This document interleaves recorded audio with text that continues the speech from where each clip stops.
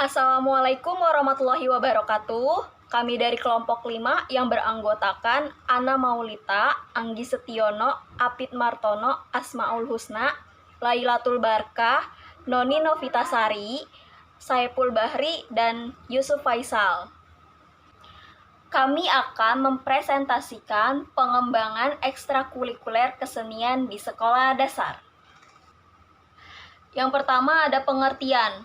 Ekstrakurikuler kesenian merupakan kegiatan yang dilakukan oleh siswa di luar jam pelajaran. Tujuan ekstrakurikuler kesenian yaitu sebagai wadah untuk mengembangkan minat dan bakat siswa di bidang kesenian. Dan fungsinya ada 4 macam. Yang pertama ada fungsi pengembangan, yaitu mendukung berkembangnya kecerdasan personal siswa. Lalu yang kedua ada fungsi sosial, yaitu mengembangkan kemampuan atau kompetensi dan rasa tanggung jawab terhadap lingkungan sosialnya. Selanjutnya ada fungsi rekreatif, di mana ekstrakurikuler itu sifatnya rileks dan menyenangkan. Selanjutnya ada fungsi persiapan karir. Jadi ekstrakurikuler ini bisa menunjang untuk persiapan karirnya peserta didik tersebut. Baik, di sini saya akan menjelaskan tentang visi, misi, dan prinsip dari ekstrakurikuler kesenian. Yang pertama ada visi. Visinya itu adalah untuk berkembangnya suatu potensi seni, kreativitas, bakat, minat, serta kemampuan, kepribadian, dan kemandirian dari si peserta didik itu sendiri atau dari si siswa itu sendiri secara optimal melalui kegiatan-kegiatan di luar intrakurikuler. Nah, yang kedua ada misi.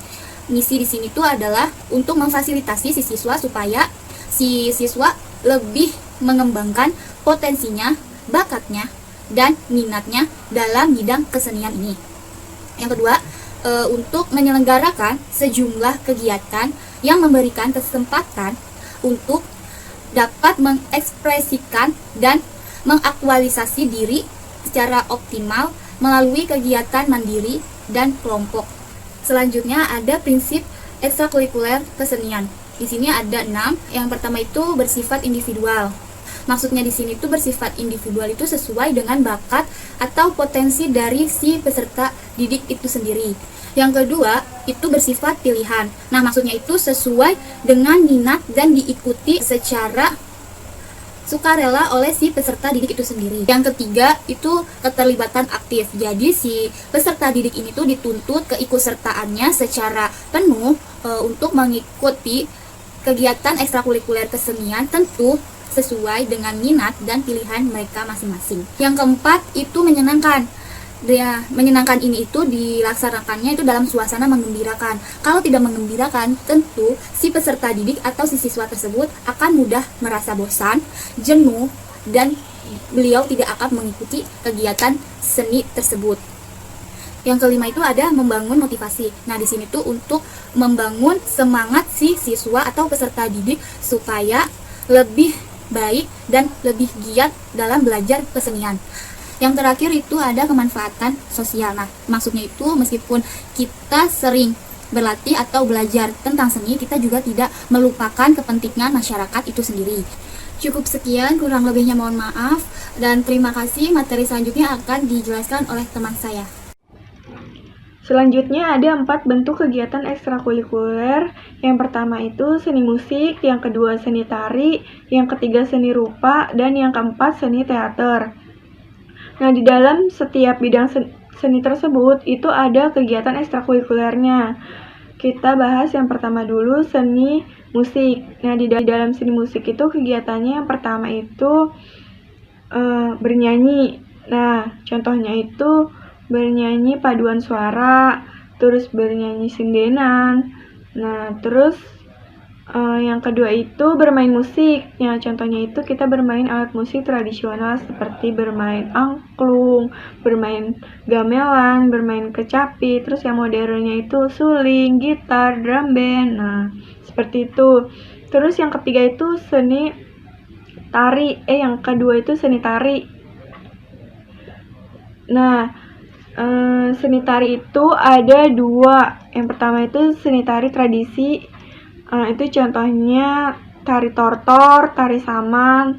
Terus yang kedua tari kreasi. Itu contohnya tari jaipong, tari merak, terus tari poco-poco.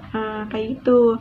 Terus yang ketiga itu ada seni rupa. Nah, dalam seni rupa itu kegiatannya itu yang pertama menggambar, kayak menggambar lukisan, menggambar hiasan. Terus yang kedua itu membentuk, kayak kita membentuk patung. Terus membentuk aksesoris, kita membuat anyaman, itu termasuk dalam contoh membentuk kan. Terus yang terakhir itu seni teater. Nah, seni teater itu ada teater tutur, itu contohnya bakaba, macapat, dan kentrung. Terus yang kedua teater gerak, itu contohnya wayang orang, terus tari kecak, nah itu dan lain-lainnya. Terus yang ketiga teater boneka, nah itu contohnya wayang kulit, wayang golek. Nah terus yang keempat teater drama. Nah teater drama ini contohnya apa sih? Itu contohnya kayak kita lagi bikin teater tentang Romeo dan Juliet. Nah itu contohnya. Terus ada drama musikal. Nah itu contohnya kayak kita lagi bikin teater Laskar Pelangi, terus Bawang Putih Bawang Merah, terus Adik-adik Lumut, ya kan, kayak gitu. Itu termasuk contoh drama musikal. Nah selanjutnya akan dijelaskan oleh teman saya. Terima kasih. Selanjutnya saya Semusna akan menjelaskan tentang pengembangan metode dan evaluasi pembelajaran ekstrakurikuler kesenian. Yang pertama itu ada metode pembelajaran ekstrakurikuler kesenian. Nah, dalam metode pembelajaran yang diperlukan adalah bagaimana seorang guru mampu menguasai kelas sehingga tercipta proses belajar yang menyenangkan. Nah, jenis-jenis metode yang dapat digunakan yaitu kayak ceramah, diskusi, demonstrasi, eksperimental, dan pelatihan dengan berbagai pendekatan. Nah, yang kedua ada evaluasi pembelajaran ekstrakurikuler kesenian. Nah, evaluasi dalam pembelajaran ekstrakurikuler ini merupakan sebuah kegiatan yang terencana untuk mengetahui kondisi pembelajaran ekstrakurikuler. Nah, dengan menggunakan instrumen. Selanjutnya evaluasi pembelajaran ini bertujuan untuk menghimpun informasi yang dijadikan dasar untuk mengetahui taraf kemajuan perkembangan pencapaian belajar siswa serta keefektifan pengajaran guru yang mencakup kegiatan pengukuran dan penilaian. Terima kasih. Assalamualaikum warahmatullahi wabarakatuh. Saya Apit Martono akan melanjutkan presentasi dari manajemen kegiatan ekstrakurikuler kesenian di pendidikan sekolah dasar. Oke, sekarang di bagian struktur organisasi. Di bagian struktur organisasi ini terdiri dari penasehat, penanggung jawab, koordinator, dan instruktur ekstrakurikuler meliputi seni musik, tari, seni rupa, dan teater. Nah, kemudian di balik ini tuh setelah struktur organisasi ada unsur pelaksana kegiatan, terdiri dari penasehat, kemudian ya tadi meliputi kepala PTD, kemudian pengawas siswa atau komite sekolah. Penanggung jawab itu ada di sini kepala sekolah. Kemudian koordinator ekstrakurikuler kesenian adalah guru yang ditunjuk oleh kepala sekolah yang bisa atau peduli terhadap kegiatan sekolah. Kemudian instruktur ekstrakurikuler adalah guru atau orang yang ditunjuk oleh kepala sekolah yang secara khusus memiliki kompetensi di bidang kesenian. Bagian ketiga tugas pokok dan fungsi. Oke, apa saja tugas pokoknya? Kalau penasehat itu kayak memberi saran dan kritik lah ya, mengontrol, memberi motivasi, memberikan jalan keluar kalau ada masalah, itu penasehat. Nah, kalau penanggung jawab itu gimana? Penanggung jawab itu seperti menetapkan koordinator ekstrakurikuler dan menyediakan instruktur ekstrakurikuler kesenian di sekolah. Sebenarnya banyak sih, juga bisa mencari jalan keluar juga dia kalau ada masalah. Jadi kayak penasihat gitu, tapi dia lebih ke bertanggung jawab. Kemudian koordinator. Terus koordinator tuh kayak mengkoordinasi dengan instruktur dan segenap pihak yang terlibat dalam kegiatan ekstrakurikuler kesenian di sekolah. Oke, kemudian instruktur. Apa saja tugasnya itu kayak bertanggung jawab pada pengelolaan dan pelaksana kegiatan ekstrakurikuler kesenian di sekolah, menyusun mengatur kegiatan yang telah ditetapkan di sekolah, memantau pengembangan siswa selama kegiatan ekstrakurikuler, dan terkadang membuat laporan. Nah, di bagian pembiayaan kegiatan ekstrakurikuler kesenian di sekolah dasar itu bersumber dari anggarannya sebagai berikut. Yang pertama itu sumber swadaya sekolah, bisa, kemudian komite sekolah, ada juga dana BOS. Dana BOS itu bantuan operasional sekolah, bisa dari sponsor atau orang tua para wali murid. Dari pembiayaan itu dapat dirancang untuk struktur organisasi, kesekretariatan, sarana dan prasarana, kemudian juga biaya produksi. Baik, Assalamualaikum warahmatullahi wabarakatuh. Perkenalkan, saya Ana Maulita. Saya akan melanjutkan membahas tentang manajemen ekstrakurikuler kesenian di sekolah dasar. Selanjutnya ada peserta kegiatan. Peserta kegiatan adalah seluruh peserta didik dari kelas 1 sampai kelas 5 yang dikelompokkan berdasarkan minat dan bakat mereka. Kemudian ada penjaringan dan level peserta. Penjaringan dan level peserta ini ada 4, yaitu melalui seni musik, seni tari, seni rupa, dan seni teater. Kemudian ada jadwal pelaksanaan. Jadwal pelaksanaan ini dirancang pada awal tahun atau awal semester oleh kepala sekolah atau koordinator guru. Kemudian ada penyusunannya. Penyusunan program kegiatan ekstrakurikuler kesenian dibuat dan disesuaikan dengan jumlah minggu efektif per tahun atau per semesternya. Kemudian ada mekanisme penetapan kegiatan ekstrakurikuler kesenian. Sekolah bersama-sama dengan pihak komit menentukan dan menetapkan bentuk ekstrakurikuler kesenian yang akan diselenggarakan.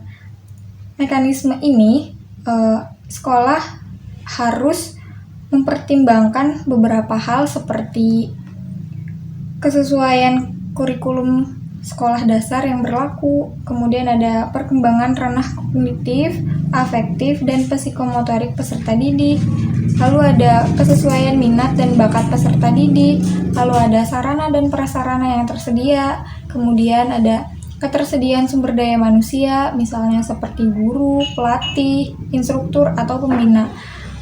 Lalu yang terakhir ada ketersediaan dan kecukupan dana. Berdasarkan dan pertimbangan di atas, sekolah dapat menentukan kegiatan ekstrakurikuler kesenian melalui rapat bersama dengan komit sekolah. Kegiatan ekstrakurikuler kesenian tersebut mencakup 4, seperti yang saya sudah jelaskan, yaitu ada seni musik, seni tari, seni rupa, dan seni teater. Sekian dari saya. Saya Yusuf Faisal akan melanjutkan tentang manajemen ekstrakurikuler kesenian. Ada 3, yaitu perencanaan kegiatan, pelaksanaan kegiatan, dan juga sarana. Untuk perencanaan kegiatan ada 3 juga. Yang pertama, rencana kegiatan ekstrakurikuler kesenian. Nah, ekstrakurikuler kesenian merupakan tahapan kegiatan yang disusun dan dilaksanakan untuk 1 tahun pelajaran. Rencana kegiatan ekstrakurikuler ini merupakan bagian dari RKS dan juga RKS. Yang kedua, penyusunan rencana kegiatan ekstrakurikuler kesenian. Meliputi ada 6. Yang pertama, menyusun rencana kegiatan. Yang kedua, membahas rencana kegiatan. Yang ketiga, memasukkan rencana kegiatan. Yang keempat, mengatur dan mendistribusikan tugas. Yang kelima, membuat rencana evaluasi pelaksanaan kegiatan. Dan yang keenam, memeriksa dan mengevaluasi hasil kerja tim. Yang ketiga, ada hal-hal yang perlu diperhatikan dalam penyusunan rencana kegiatan ekstrakurikuler. Ada 3. Yang pertama, kompetensi instruktur, yang kedua, komitmen pihak sekolah, dan yang ketiga, pengadaan sarana prasarana kegiatan. Itu untuk rencana kegiatan. Nah, yang berikutnya ada pelaksanaan kegiatan.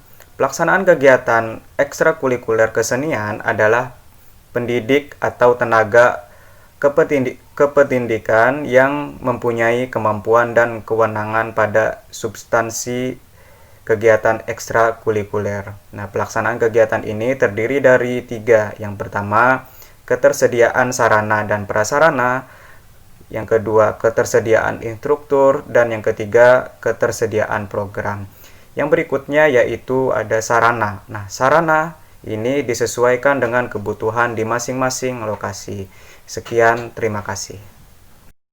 Jadi kesimpulannya adalah pola kegiatan ekstrakurikuler kesenian yang dilaksanakan atau dikembangkan di sekolah lebih menekankan untuk memberikan beragam pengalaman praktek berkesenian seperti seni musik, seni tari, seni rupa, ataupun seni teater. Dalam hal ini, kegiatan pembelajaran ekstrakurikuler kesenian lebih menekankan pada aktivitas belajar sambil melakukan learning by doing. Sekian, wassalamualaikum warahmatullahi wabarakatuh.